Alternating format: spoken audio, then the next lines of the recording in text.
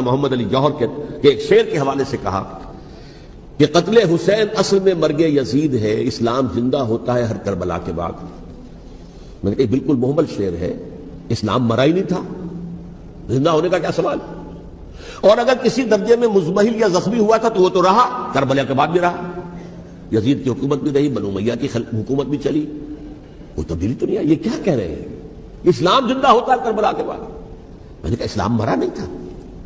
جیسے میں نے یہ کہا کہ ملوکیت جو ہے وہ اب شروع نہیں ہوئی، ملوکیت تو 20 برس پہلے شروع ہو چکی تھی حضرت امیر معاویہ کی، لیکن ظاہر بات ہے کہ حضرت حسن نے، حضرت حسین نے اس کو قبول کیا، اور حضرت حسین نے تو پھر 10 سال تک ولی عہدی جو تھی چاہے بیعت نہیں کی لیکن اس کے خلاف میدان میں آ کر چیلنج تو نہیں کیا۔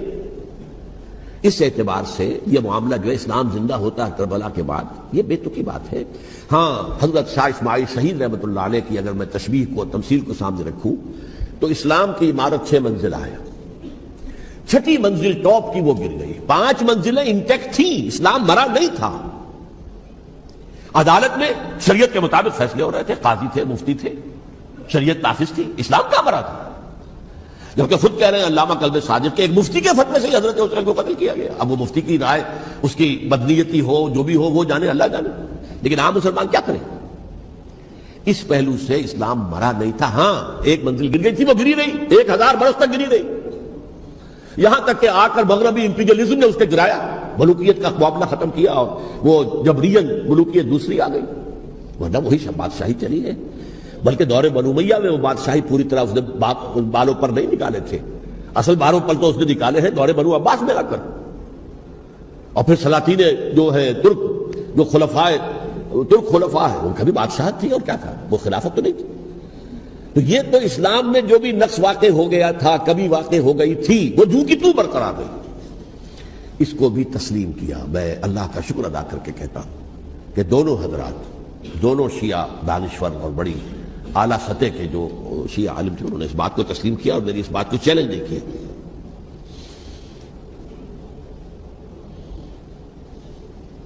اصل میں تیسری بات میں نے یہ کہی کہ دیکھیے حضرت حسین رضی اللہ تعالی عنہ کی اس شہادت کے بعد، اس کے بعد واقعہ ہرہ بھی ہوا، جو واقعہ کربلا سے بھی بعض اعتبارات سے زیادہ بھیانک اور زیادہ گھناؤنا واقعہ بنو امیہ کی تاریخ ہے، جس کو لوگ جانتے ہی نہیں۔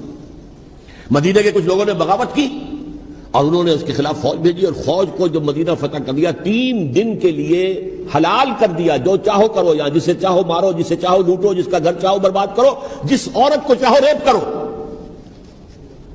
اور یہ مدینہ النبی کے اندر ہوا۔ تو کاٹ کھانے والی ملوکیت کے اندر بہت سے واقعات ہوئے۔ عبداللہ ابن زبیر کھڑے ہوئے، انہوں نے حکومت قائم کی تھی، لیکن یہ کہ وہ تو 6 سال کے لیے کامیاب بھی رہے، ایک حکومت قائم کی، بنو امیہ کے ہاتھ پر بیعت نہیں کی، بالآخر ان کی حکومت بھی ختم ہو گئی۔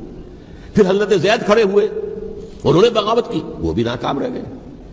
پھر بنو عباس میں کھڑے ہوئے حضرت نفس زکیہ، حضرت حسن رضی اللہ تعالیٰ عنہ کے اولاد میں سے، وہ بھی ناکام ہو گئے، شہید ہو گئے۔ پھر یہ سمجھ لیا گیا کہ اب یہ جہاں تک 6ٹھی منزل ہے وہ تو دوبارہ تعمیر نہیں ہو سکتی، یہ تو جس کی لاٹھی اس کی بھینس، جس کے پاس طاقت ہوگی اس کی حکومت ہوگی، جس کا قبیلہ زیادہ قوی ہوگا، جس قبیلے میں زیادہ عصبیت ہوگی، مضبوط ہوگا، متحد ہوگا، طاقتور ہوگا، اسی کی حکومت ہوگی۔ البتہ اس کے نیچے لوگوں کے اخلاق کی اصلاح کرو۔ صوفیاء کرام نے وہ کام اپنے ذمہ لیا، اور بالکل وہی کام ہے کہ جو ائمہ اہل بیت کرتے رہے۔ حضرت حسن کی اولاد میں، پھر حضرت علی بن حسین رضی اللہ تعالی، حضرت حسین کی اولاد میں، پھر امام محمد باقر، امام محمد جعفر صادق، اور اس کے بعد بھی 5 اور، کسی نے بغاوت نہیں کی۔ جیسے علماء کرام کام کر رہے تھے اور جیسے صوفیاء کرام کام کر رہے تھے، ایسے ہی وہ مسلمانوں کی علمی تربیت، روحانی تربیت و تزکیہ کر رہے تھے، کسی نے حکومت کو چیلنج نہیں کیا۔ نوٹ کر لیجیے اس بات۔ حضرت علی نے بھی چیلنج نہیں کیا تھا، حضرت حسن نے چیلنج نہیں کیا، خود صلح کر لی۔ تو ائمہ اہل بیت جو 12 یہ گنتے ہیں، جن میں سے آخری جو ہے حضرت مہدی کو تو ابھی ظاہر ہونا ہے، ان کے عقیدے کے مطابق وہ روح پوش ہیں، وہ ظاہر ہوں گے، لیکن 11 حضرات کے بارے میں یہ کہ حضرت حسین کے سوا کسی نے بھی چیلنج نہیں کیا وقت کے نظام، اور حضرت حسین نے بھی اس مغالطے پر کیا کہ کوفی ساتھ دیں گے، اور یہ موقع ہے کہ یہ جو 6ٹھی منزل اسلام کی گر گئی ہے، اسے دوبارہ تعمیر کر دیا جائے۔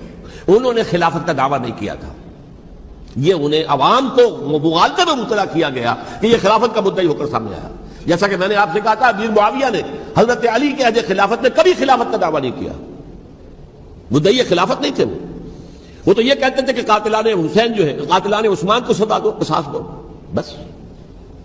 اسی طرح حضرت حسین نے بھی، اب دیکھیے اس ضمن میں اس میں کوئی شک نہیں ہے، حضرت حسین رضی اللہ تعالی عنہ کی جو شہادت ہوئی ہے اور ان کے ساتھیوں کی، اعزاء و اقارب کی، تاریخ انسانی میں یہ عزم، ہمت، شجاعت، مثابرت، صبر، استقلال، استقامت، اس کی بہت روشن مثال ہے، بہت روشن مثال ہے، بہت روشن مثال ہے. لیکن اس سے تاریخ کی رفتار پر کوئی اثر نہیں پڑا. وہ جو ملوکیت آ گئی تھی وہ اور گہری سے گہری ہوتی چلی گئی. واقعہ کربلا کے بعد تو واقعہ ہررا ہوا، میں نے گنوا دیا آپ کو. اس سے زیادہ تو میرے خیال میں کہ اور ہمارے لیے لائق شرم جو ہے کوئی واقعہ ہے ہی نہیں.